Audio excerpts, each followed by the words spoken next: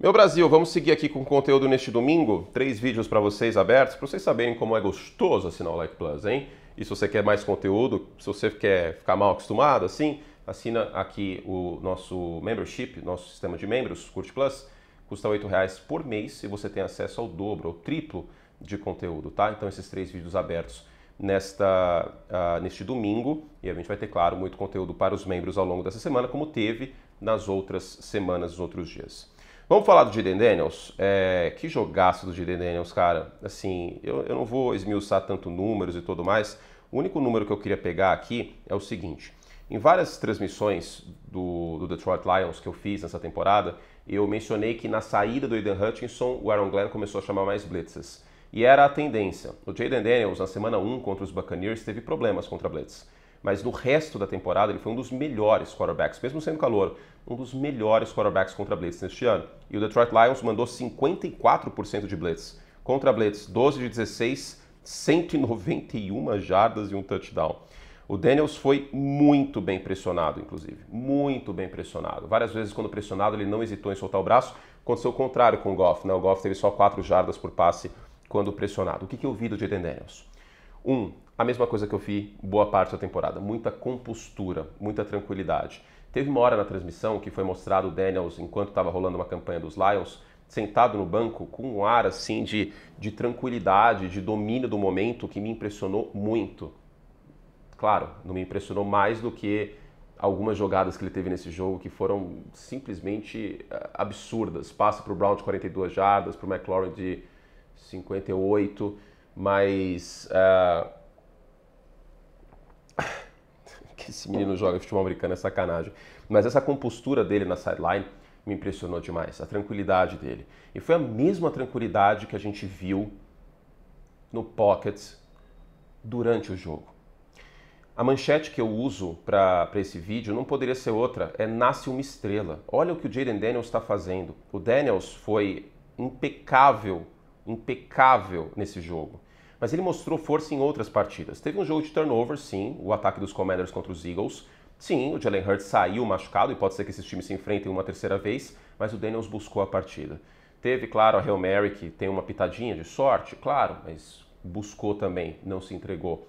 O jogo contra a Tampa também, né? Depois da quarta descida não dando certo, aí veio o turnover do Baker, o fumble, e aí o Jaden Daniels buscou com a cabeça erguida e compostura. E agora esse jogo também. Gente, uma das palavras que eu mais usei em relação ao Daniels, e tá todo mundo usando, é essa questão de compostura, de presença, de poise que os americanos estão usando. Mas eu acho que a gente precisa ir um pouco além. Não é só isso. É claro que isso chama muito atenção porque ele é um calouro, mas não é só isso. Ele é bom. Ele é bom e ele é calmo e ele vai muito bem em profundidade. E assim, eu acho que no início da temporada eu comentei Bengals e Commanders, eu acho que esse foi o primeiro cartão de visitas do Jaden Daniels. E agora ele consegue um feito muito difícil. Ele que deve ser o calor ofensivo do ano, e lembrando, o calor ofensivo do ano é um prêmio que só conta a temporada regular, como todos os outros prêmios, tirando o MVP do Super Bowl, claro, mas a compostura vai além disso, porque não é só a tranquilidade.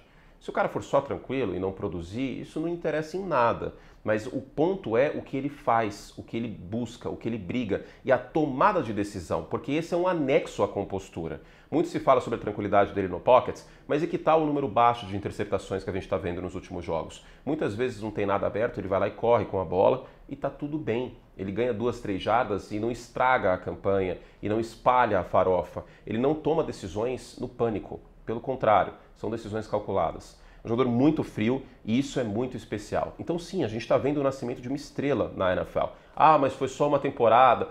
Olha o CJ Stroud. CJ Stroud fez tudo de bom ano passado e nesse ano teve os mesmos números do Caleb Williams.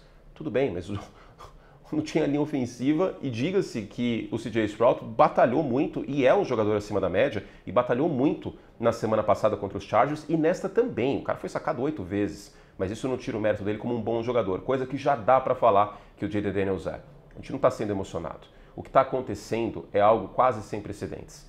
Antes de ontem, só 3 quarterbacks calouros tinham vencido 2 jogos de pós-temporada. E eu sei que vitória de quarterback, ela não é uma estatística que pode vir sozinha. Eu uso vitória de quarterback sempre com um contexto. Soltar ali no meio, fulano tem 12 vitórias em pós-temporada. Sem o contexto, aí eu não acho muito legal. Mas com o contexto é uma estatística relevante. Porque o quarterback é como se fosse o piloto na Fórmula 1. Ele é o mais importante do time. O carro é importante? É lógico que é. Mas um bom quarterback vai conseguir elevar um time. A exemplo que o Verstappen fez, a Red Bull não era o melhor carro no final do campeonato e o Verstappen foi campeão com muito mérito. Então, eu gosto muito de ver dessa forma.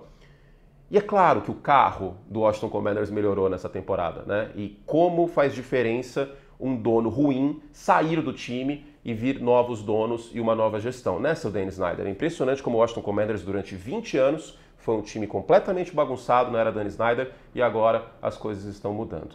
Só que, sobre o Daniels, só 3 quarterbacks conseguiram isso. Joe Flacco, que chegou numa final de conferência, calouro. Mark Sanchez, idem. E o Brock Purdy, que chegou na final de conferência contra os Eagles e acabou machucando no início da partida naquele hit do Hassan Reddick e saiu do jogo. A gente não sabe o que poderia ter acontecido. Só 3 vezes isso aconteceu. E nunca um quarterback calouro chegou no Super Bowl. Existe essa possibilidade? Sim, ela existe. Seja contra os Rams, seja contra os Eagles. Eu vejo sim um cenário no qual os Commanders podem vencer. Se forem os Eagles, eu imagino que os Eagles sejam favoritos. E os Commanders vão ter que jogar mais um jogo fora de casa, né? Vão ser 3 jogos fora de casa. É muito difícil ganhar 3 jogos fora de casa na NFL. Tem todo o contexto que os Bucs e os Lions mandaram muita blitz, e isso é uma coisa que o Jayden Daniels faz muito bem, mas o mérito tá lá. O mérito tá lá e eu vi um futebol americano muito coeso, muito limpo mesmo. É isso. Terceira descida, fantástico. Daniels a gente só tem que elogiar. A defesa dos Commanders fez um grande jogo também. Eu esperava um pouco menos dessa defesa, mas ela conseguiu forçar turnovers. Tomou sim muita jarda, tomou bastante ponto, mas ela foi impactante em jogada-chave. Então, grande jogo nesse sentido, né? Eu sei que ela tomou 100 jardas do Gibbs, que no final das contas Detroit colocou pontos no placar, mas eu acho que esse ponto tem que ser elogiado. Agora, o Dan Quinn, de novo, a gente tem que falar sobre. A postura do Washington Commanders com o Dan Quinn durante toda a temporada foi de ir para a quarta descida. E eles não mudaram a personalidade em relação da temporada regular. Foi um dos times que mais foi para a quarta descida o ano inteiro. Contra os Bucs, idem. Contra os Lions, idem. Então, 3 de 4 em quarta descida, ainda teve uma falta que acabou virando uma conversão.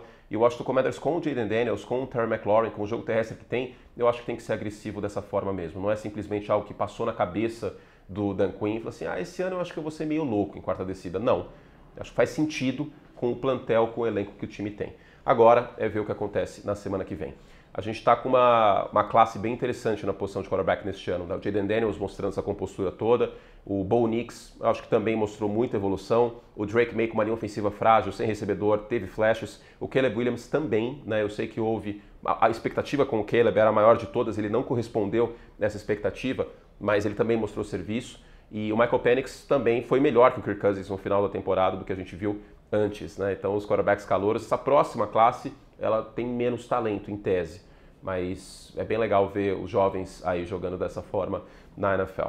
Gente, um beijo carinhoso para vocês, parabéns, torcedor dos Commanders, estou muito feliz por vocês, porque o Washington Commanders ele tem um quê de Chicago Bears, né? Um time que a última vez que foi relevante foi no final dos anos 80 / início dos anos 90, essa é a verdade.